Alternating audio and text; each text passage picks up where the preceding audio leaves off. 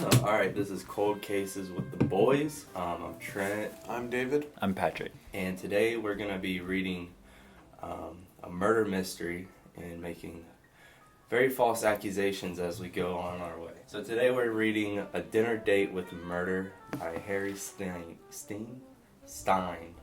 This was written in 1941. Spoiler warning if you haven't read it in the 40 years it's been out.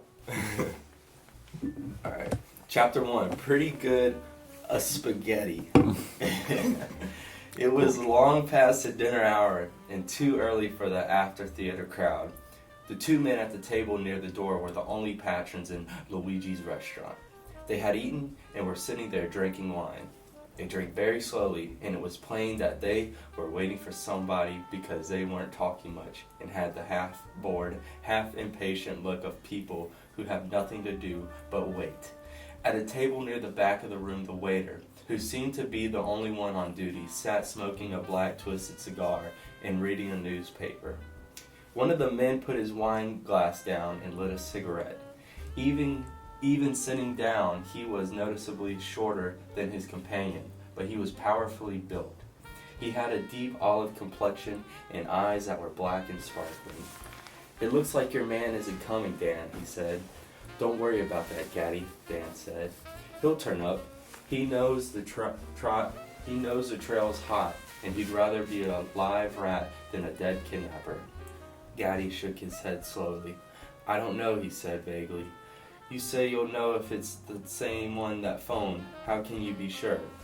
"The accent. It's unmistakable. A deep voice and an accent like a vaudeville dialecticians? I've never heard that. I have no idea what a vaudeville dialectician is supposed to be. I mean, this is 1941, so... Alright. Well, while we're at it, I'm going to so far say that I think Gaddy, the shorter one, is the killer. Because according to my friends, the shorter you are, the closer to hell, so... Hey, there you go. That's a viable suspect. I don't have enough yet to make an accusation. Well, that doesn't mean you can't accuse someone. That is true. You know what? I'm gonna go opposite with you. I think it's Dan. I think you should take the waiter. The waiter. Yeah, that way everyone's bidding on someone That's not true. so far. That's No one's true. even dead yet. Alright, well, I'll run Someone's with gonna it. die. Gaddy refilled their glasses from the green bottle on the table. Then they were silent. The front door opened and two men entered. One was fat. That's the one. He's it. He's the murderer. One was fat with a complexion the color of old weather, beaten brick, and eyes that were watery and cold. He wore a high-crowned, pearl-gray fedora. This is him. Set squarely on his head, and his fleecy coat had heavily padded shoulders. The other man was slight and sallow. His coat was too tight across his back, and he walked with a defiant swagger. They hung their hats and coats on the rack and sat down 2 tables away from the one at which Dan and Gaddy were sitting. The waiter put down his cigar and came to their table, bowing slightly.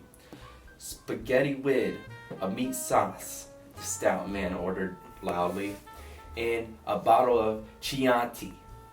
"Same," the small man said, laconically. These words, man. The waiter went off without a word. The two men lit cigarettes. Dan and Gaddy watched them with open curiosity, waiting for some sign, but they smoked in silence, never looking in the direction of the other table. "It's the organ grinder accent, all right. I don't know where this New York accent has come from, but now it's here," Gaddy said in a barely audible voice. "But where's the high sign?" "Give him a chance," Dan mumbled. "He has to be plenty careful, I suppose." The waiter came in with a wicker-wrapped bottle, which he sat on the table before the newcomers. Then he went back to the kitchen, and when he returned, he brought 2 heaping plates of spaghetti, dripping reddish-brown sauce and giving off a fragrant steam. "The idea is talk on full stomach, I suppose," Gaddy whispered. "Or isn't he the guy? I thought your man was coming alone." "He didn't say," Dan said. Gaddy watched the fat, red-faced man wielding fork and knife, eating the spaghetti with great relish. "That's a pretty good spaghetti, eh, Joe?" the fat man said loudly. Right, Joe replied briefly. Mm. Dan looked toward the back of the room, where the waiter was again occupied with a cigar and paper. Maybe they're waiting for the waiter to clear out the first, he was thinking. He sipped at his wine, waiting. Then he looked up again. The stout man had almost finished what was on his plate and was taking a long drink from his wine glass. He put the glass down and sat back in his chair. He turned his watery eyes on Dan and nodded his head slowly up and down, up and down. Dan glanced quickly at Gaddy, who had his elbows on the table and seemed to be sleepily leaning far over to one side of his chair. Then he nodded his head at the stout man just as the latter had done. The next instant, he was on the floor, and somewhere over his head, repeated claps of thunder were bursting as if they were never cease, and from the other table he heard a choked scream. Who's first dead? Mm. Yeah. His ears hurt in the silence that followed. Alright, so that's the end of chapter 1. Wow. Yeah. Alright, so everyone's still with their horses for who's getting killed? Because I'm going to say I think the fat guy died first. Yes. Okay. So we have girls on the outside of this room talking, so excuse that. Who do you think it is? I'm still with the waiter. You think the waiter is the killer? I'm down for that. I'm swapping my vote. Someone Yeah, outside I mean- the building's the killer. Ah. I think it's Harvey Wien. Who is it? Who killed Kennedy again? We should Oswald something. Yeah. Yeah. I think it's him. I think Mm. Lee Harvey Oswald. Lee There Harvey we go. Oswald. I think Lee That's Harvey right. Oswald killed him. Yeah. All right, chapter 2. All right. You eat spaghetti with a fork and a tablespoon. When he rose from the floor, Gaddy, gun in hand, was already standing at the side of the two men, who a little while before he had been enjoying their spaghetti and were now dead. Oh, both of them are dead. I'm half right. The waiter had Wait. disappeared. Oh. Don took a revolver from the lifeless hand of the small, sallow-faced man. He looked at the chambers. All the cartridges were neatly in place. Okay, so those shots fired. He never had a chance to use it, Gaddy explained. The door opened up. A man with his hat drawn down low over his eyes stood in the doorway and looked wildly about at the dead men and at Dan and Gaddy. Then he turned around frantically. "Our man!" Gaddy cried. He leaped forward, grabbed the fleeing man by the elbow and jerked him violently into the room. "You wanted to see us," Gaddy said. "You phoned the lieutenant, didn't you?" Every feature of the man's face was distorted with terror. Gaddy shook him. "This is the lieutenant," he said, pointing to Dan. "What were you going to tell him?" The man was looking at the corpse with a slow, steady gaze. His face was more composed now.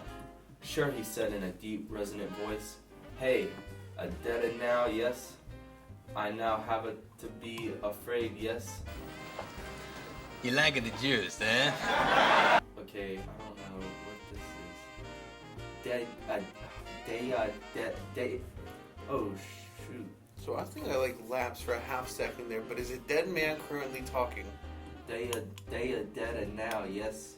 I know have it to be afraid, yes? It's like a stereotypical New Yorker, I'm guessing. I mean, I don't know. Alright, that's right, they're dead, Dan says. Where have they been keeping the kids? The man drew a piece of paper from his pocket. Dan read the address on it and put it in his own pocket. "Who are they?" he asked, pointing to the bodies. The man was calm now. "That's a Rocky Callahan," he said. "Anna de little one, he's a Joe Baker. I wasn't going to tell you, I wasn't going to, how you say, walk out on a dim." "Rocky Callahan from Detroit," Dan said in surprise. "You mean the fat feller?" "That's a right." "Sucker," Gaddy chuckled. "Yeah," Dan said, "but what started the target practice?" "He pulled a rod on us," Gaddy said. "Who?" "Joe Baker, the little guy. I didn't see it." "Sure, because you weren't looking for it." "I was looking at them." Baker had it under the table in the hand he wasn't eating with. You couldn't notice unless you bent down to look under the flap of their tablecloth. They must have found out their pal here was going to scene and figured he probably told us too much already. They counted on getting him later. Dan nodded reflectively. "But what I want to know," he said, "is how you happen to be looking under their table." Gaddy chuckled some more. I was just making sure, he said. Guys named Callahan shouldn't try to eat spaghetti. He must have pawned off the accent, but nobody with a real accent like that would cut up his spaghetti with a knife and pick up the tiny pieces on his fork. What's wrong with that, Dan wanted to know. Gaddy gave him a look of contempt. You eat spaghetti with a fork and a tablespoon to help you wind it around the fork, and you eat it full length or it isn't worth eating. You damn right, Gaddy's prisoner put in belligerently. Let's just take a moment to respect the fact that he just murdered 2 people over a hunch based on how he ate spaghetti. Yeah. Yeah, that's pretty That is- scary. Man. What if it was like just 2 guys in there eating spaghetti, Yeah. not guilty of anything? Well, they Yikes. ate spaghetti wrong, so they deserve to so die. they just died. Okay, so Yeesh. who killed who? I'm confused. So it sounds like whoever the hell has this thick accent murdered the 2 dudes at the table. Right. Does that seem right? I think so. That's what I'm following with. There's only one line left. His fear and humility were completely gone now. That's the only way to eat a him. Eat. That's how they ended it. Eat it. Nice. Yeah, that's the only way to eat a him. Well, now I'm just thinking cannibals. Yeah, now Yeah. I'm thinking like Hannibal Lecter. Yeah. Well, this is great. Wow.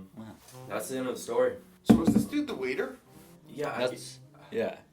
That's what I think. guess. Because either it was third party that just sort of came in and murdered 2 dudes in cold blood, or it's the waiter who just murdered 2 dudes for how they eat It's how spaghetti. they eat spaghetti, yeah. So he's the murderer. Okay. Yeah. So they're looking for a guy with this accent. So you were right, David. Hey, You were right what was I right about? about it being the waiter. Cause you guessed it.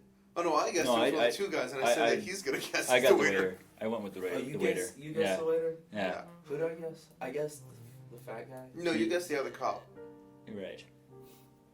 and then you swapped to the fat guy at the chapter change.